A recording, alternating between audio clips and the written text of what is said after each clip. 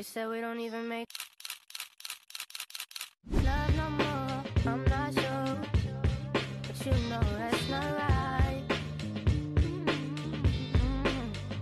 Why you sweating, babe? Hello mga kalagyan! So for this vlog mga kalagan, ubani ko ninyo sa amo ang biyahe paingon sa Manila through land trip. Yes mga kalagan, so din minanukad sa Lipata Port sa Surigao City. So nabot mi din ni mga 7 PM from Bukidnon mga kalagan. So nag-travel pod mi og taas pod niya oras para may makaabot dinhi. Then from here mo proceed mi to Leyte sa port sa San Ricardo mga kalagan. So inana ra di ay. So ang travel time po niya is 1 hour sad. So 1 hour lang mga kalagan maabot na to sa Visayas. Pero ato pong kuan biyahe pod sa Mindanao isa pod ka adlaw.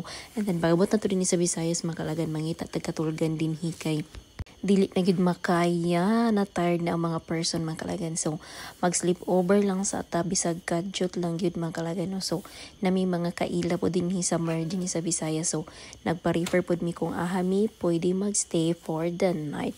And then pagka tomorrow mag Visayas trip na po dayon ta mga kalagan. So nami din na sa D&J Transient. So dola po ni sa port sa kuan. Every mile, every town, a new adventure to be found. With every step So this is day 2 sa ato ang trip to Manila mga kalagan. No? So nagsayo mi og mata para sayo po mi mugikan paingon sa going forward patabok na po yung taog Luzon. But guys, dagan kay mga kalagan, dagan kay tagahapitan. So dinita na mahaw first sa Leyte. Of course, mag-McDonald's sa mga kalagan. First up na to dayon is ang Palo Leyte Capital. O diba amazing kay mga kalagan is in dako kay mo na siya White Palace sa Visayas ang ang kuan ang ilahang kapitolyo mga kalaagan. Look at that. So mga taod-taod po gid among biyahe gikan sa kuano Southern Leyte. Amin nakabot ni sa Palo Leyte. So look, very stunning. And then nag-enjoy gid mi nagkuan pud mi dinhi mga kalagan. Nagstay mi a little kay naglibot-libot and then nagpicture pud mi mga kalagan. So bibo day kay budinhi mga kalagan no kay dagan pud tag makita din sa ilahang kapitol. Ganun po si MacArthur here. But then, naagid siya iyahang Memorial Park mga kalagan, which is katubi to iyahang asa siya nag-arrive. So, wala ginam gibati ang kainit sa panahon mga kalagan. No? Importante makalaagid ta makalagan. And then, next stop natin sa MacArthur Landing Memorial Park. So, dream na gina ko ni sa una nga makita mga kalagan ay and now, diba? Dreams do come true. So, nakaabot ra kita ni sa iyahang Memorial Park kung asa siya nag-abot o nagkuan nag-ingon niya I shall return. Yes mga kalagan. So amazing lang nga history na nato ni siya magbasa and then karon diba? And then welcome to Tacloban City. You know the history of Tacloban City mga kalagan. No? Way back ni Yolanda mga kalagan. So isa nga is kani si Eva Eva Jocelyn nga daho kay siya nga barko na abot sa shore tungod sa Yolanda. So replika na lang din ni siya mga kalagan ay. So isa pud ni sa among gusto gyapon hapitan kini siya among gipanghapitan mga kaagan as in along the way ra gid ni going to Samar, going to port nga sa katong port nga mo ang adtuan para motabok pud mi paingon og Luzon. So dali ra gid kay siya kung walabay pud mo dinhi kung going pud mo Luzon as in quick kuan ra gid drop by ra gid dinhi kay along the way ra gid siya mga kalagan. So muni iyahang kanang pagpamatukod nga muni siya katong barko in memory sa katong Yolanda, panahon ni Yolanda mga kalagan. No? So, kanang sad kay ito siya nga panghitabo. Pero karon kay mura na siya nahimo nga tourist spot din mga kalagan. Yes, mga kalagan. Look at that. And then, mura to siya mga kalagan. So, move forward na ta. And then, isa po niya naka-excite sa mga kalagan is ang San Juanico Bridge. So, another tick on our bucket list mga kalagan. No? Kahit sa una, naghandom ragid ta. Asin, kaning bihay na sa Luzon mga kalagan. Wagid na ko ni damah nga makuha na ko ni ma-appeal ko ani nga bihay. And I'm so thankful about this opportunity gid mga kalagan. I thank you kaayo sa nag-invite sa mua. And then, of course, after aning San Juanico Bridge is ang lungsod or ang province sa Samar mga kalagan. So wala kay may video sa Samar mga kalagan. No? Kay straight na yun ang amo ang biyahe. Though daghan yun yapon kay daghan yapon kay mga places nga tumagian yung ma-amaze yun yapon kay ta. But thankful kay me. Hey, San Juanico. And then here, nag-drop by me here sa Calbayog, Northern Samar. Yes, we're getting near na gid sa among adtuan nga Port Macalagan, going to Sorsogon. So look, just kuan gid ani ang pinaka-stunning nila nga sunset. Amazing. Sige, search na ko sa Facebook mga Kalagan. Noon yun ni sila sa ilang sunset din sa Calbayog Samar mga Kalagan. So tuod man alas 8 ang amo ang giapas nga biyahe sa Roro paingon or sa barko paingon sa Sorsogon mga Kalagan, no. So another one, almost 1 hour gyapon or 1 hour kapin ang travel time. So of course wala pa mi mga panihapon mga Kalagan, no, kay para straight gid among biyahe. And then ka-timing nga business class mi dinhi sa barko. So first time po nato ni naka-experience. So grabe gid ni siya nga biyahe, dagan kita mga first time din hi. So tuod man naabot na mi og Sorsogon. Welcome to the island of Luzon mga Kalaagan. So ang pagtabok per island dali ra gid mga Kalaagan, no, pero ang pagland trip gyud dito juga mabunog. Hindi mi nagstay sa La Calzada mga Kalaagan. So muna mo nakita nga duol-duol sa port. So dinhi na pud mi mag-spend sa amo ang night mga Kalaagan.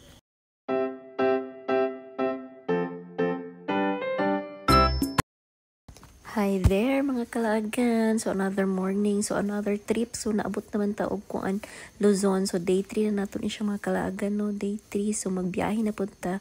At karon mga Kalaagan is kuan last night mga Kalaagan mas taas medyo among sleep. So mas narang-arang gamay ang ato nakaresta a little, and then mag-continue na po din ta sa ato ang biyahe. So look mo na siyang stunning nga Mount Bulusan nga dool sa mong gistihan sa La Calzada mga Kalaagan.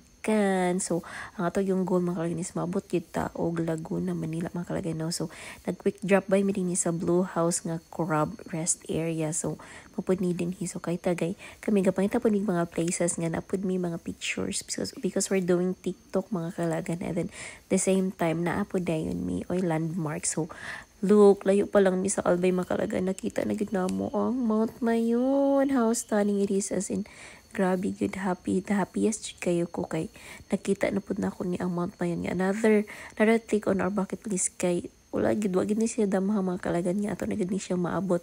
Wala gid ta ka prepare og mga attiration ko, nakita niyo mga Kalaagan wa kay ta naka-attire, but still dakuan gid ang memories o mga places nga to nadtuan still counts. Bahala na ng mga attire diha mga Kalaagan, no.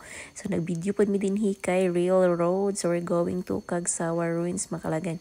So here we are. So kung atong famous nga Cagsawa Church, and then ang perfect view sa Mount Mayon mga Kalaagan. So dinhi na siya makita sa Cagsawa Ruins mga Kalaagan. So at the same time daghan pud kay dinhi og pwede mapalit mga Kalaagan, mga souvenirs. So kato kay samot na kita kay first timer actually na malit mi dinhi og mga souvenir mga Kalaagan.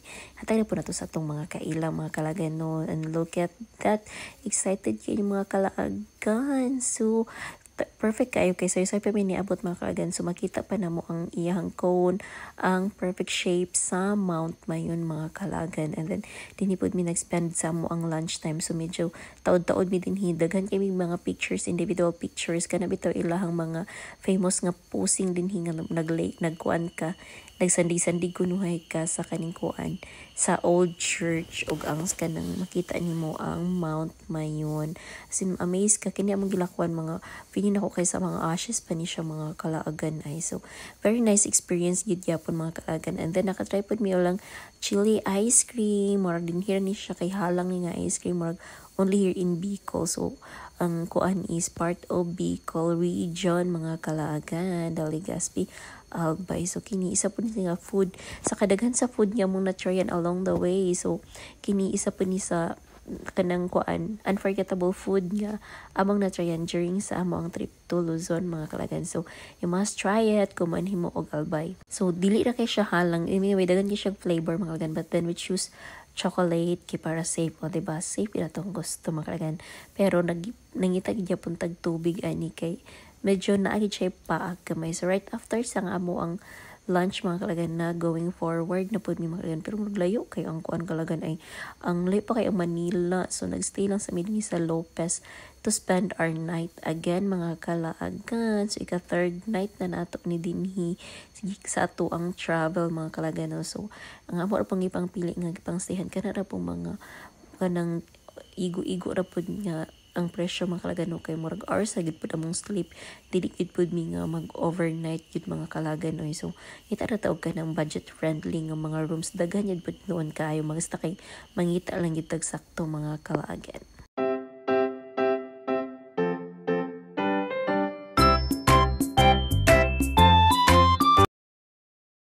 Perfect morning para sa ato ang day 4 mga kalaagan. So, gikan sa Lopez mga kalaagan. So, very quick drop by me here kay very stunning kayo ang sunrise din sa Quezon Province mga kalaagan. And then, hapit po mi din sa famous nga bitukan ng Manok Road sa Timonan, Quezon mga kalaagan. Nag-drop by gid mi din kay amo po i-compare sa mo mangima dito sa Bukidnon mga kalaagan, no? Pero mas kini mas dikit-dikit ilahang pagliko-liko compared sa mga mangima. So, daghang magbantay para malikayan ang accident mga kalagad. And right, pila kami ni hours mga kalagan na nami touchdown Lucena City. So we're getting near sa amuang destination which is Manila mga kalagan, no? O diba? And look at that, mga ignorante na puntaan ni kay nagpamatuod yun niya na nataog Luzon. So going to Calamba mi mga kalaagan, and right that naanami og Calamba, Laguna. So nag-quick lunch lang mi here mga kalaagan, and then nagbuhat lang mi sa mo yung main purpose din hi. So nagkuan mi before mi mag laag-laag na pod. Of course, unami atong trabaho kay mama na atong bread and butter mga kalagay, no? So let's do our job first before maglaag. So here, welcome to Tagaytay. Yes, I'm so happy kay wala gid mi sa plano mga kalagan nga makabot mi ani nga lugar. So thankful kay mi sa opportunity nga gihatag pud sa mua nga nay naglaag sa mua dinhi mga kalagan, no? So amazing kid kayo. Dagna na po yung lahi nga na-fix sa ato ang bucket list. And aside from the stunning Taal, look at that mga kalaagan. O diba? So daghan tay kay galaag din yung mga kalaagan. Kadini nga lugar mga kalaagan, easy tawag nila nga People's Park. So mga laaganan yun siguro ni Denise, mga taga Manila mga kalagano. So doon na siya, 1 hour drive na siya from Calamba, Laguna mga kalagan ay. So di ko wala ko na-expect nga kani nga mga places is duol-duol na day ni siya, no? So nana naman ito ng Mindanao lata mga kalagan. So look at that, bibo kaya mga people. And then of course, so diba, look at the stunning Taal. So of course kita lang sa raman tani mga kalagan magbanat kita og picture mga kalagan, no? Diba naka quick change outfit ta kay para lang for the sake nga maka-picture makakuha tag photos din hi mga kalagan, which is nice kay talag sila ta makaanhi din hi dapat everything is memorable mga kalagan, and then dapat naagi proper documentation. And from that nagkuan po ta na experience yapon ta og zipline hi. Yes mga kalagan, bato lang zipline mga kalagan ay only 300 pesos. So maka back and forth na ka sa ilahang zipline. Though short na siya pero stunning magud ang view mga kalagan. So worth it pun kay sa 300 pesos nimo nga bayad. So you must try it kung manhigi po mo og Tagaytay mga kalaagan. O diba? So grabe yun, siksik liglig umaapaw yun atong experience pa ingon na to og Manila mga kalaagan, no? So thankful for this opportunity again. So right after that nanihapon mi din sa Mahogany Market mga kalaagan. So famous siya sa ilahang daghan kay nga mga pagkaon, as in ako grabe na amaze ko. So kuan na siya, simple na siya pero grabe gidagsa gid siya mga tao. And then ang iya pong mga choices sa food mga kalagan amazing kaayo, diba? So kung kita marag taklob-taklob ra sa kanang karinderiya ato naandan din kina-display nila ilang mga food, ilang bulalo, the crispy crabs, and of course the tawilis from Taal, nga sa Taal raga kabuhi mga kalagan. And then di gid pud ta mo sugot mga kalagan nga di na to ma-try. Yes mga kalagan, look at that, the tawilis and everything, o diba? So dinimi mani haapon mga kalaagan. So expect na gid no nga magchibugan na pud taan ni magbana taw kaon. So look, this is the tawilis. Mura siya tamban na tan-awon mga kalagan, no? But this tawilis mabuhi ra ni siya sa Taal Lake mga kalagan. That's why I'm so curious yun niya sa mga TV rin ako na makita unsa ni nga lasang. And now of course di na tayo ignorante kay nakatry na tayo mga kalagan, and it's yummy, especially kung breaded siya. And then kuan siya, fried siya mga kalagan. So you must try it kung manipod mo din og Tagaytay. So after sa among grabe nga long day mga kalagan, o diba? So dinhimi sa Pansol, Laguna, which is kini siya, kung di mo mag-expect mga kalagan, no? Pero hot spring din siya mga kalagan, as in, perfect kayo pang patanggal sa mga kapoy sa kahago sa biyahe. So ang amazing din sa Pansol mga kalagan, kay mostly sa mga houses din is, na siya spring, and then ginay po nila formal like swimming pool. So, mupod ni ilahang style din niya, mupod ilahang tourist attraction mga kalagan. And it's very refreshing. Before mag-sleep, makatulog, makaligo ta sa hot spring mga kalagan. Yes, you must try it kung manhimo og kalamba mga kalagan. Ang Pansol mga kalagan. Yes.